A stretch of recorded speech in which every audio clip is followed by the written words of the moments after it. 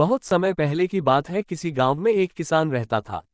उस किसान की एक बहुत ही सुंदर बेटी थी। दुर्भाग्यवश गांव के जमींदार से उस किसान ने बहुत सारा धन उधार लिया हुआ था। जमींदार बूढ़ा और कुरूप था। किसान की सुंदर बेटी को देखकर उसकी नीयत खराब हो गई। उसने सोचा क्यों ना कर्जे के बदले किसान के सामने उसकी बेटी से विवाह का प्रस्ताव रखा जाए।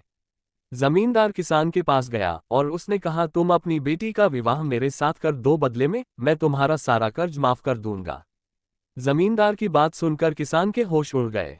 किसान ने सारी बात अपनी बेटी को बताई। बेटी ने कहा, पिताजी आप फिक्र न करें, मैं इस जमींदार को सबक सिखा के रहूंगी।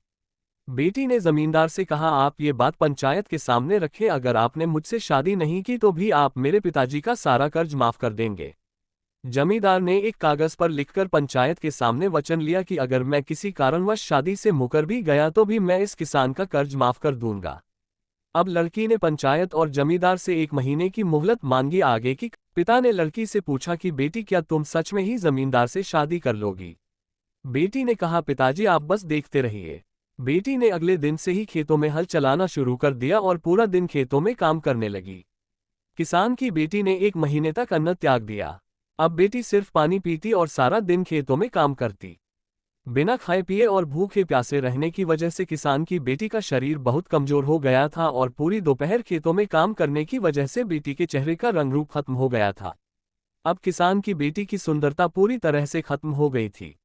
1 महीने बाद जमींदार और किसान की बेटी पंचायत में आए। जमींदार लड़की को देखकर बहुत हैरान हुआ। लड़की ने कहा, आपने 1 महीने पहले जिस लड़की को देखा था वो एक मांस का टुकड़ा थी, हमारा असली शरीर तो यह है। क्या आप अब भी मुझसे शादी करना चाहते हैं? जमींदार को अपनी गलती का एहसास हुआ। उसने किसान का कर्ज माफ कर दिया। कहानी का निष्कर्ष, इंसान अगर चाहे तो बड़ी से बड़ी समस्या का समाधान अपनी बुद्धि के दम पर निकाल सकता है। कहानी अच्छी लगे तो राधे राधे जरूर लिखें।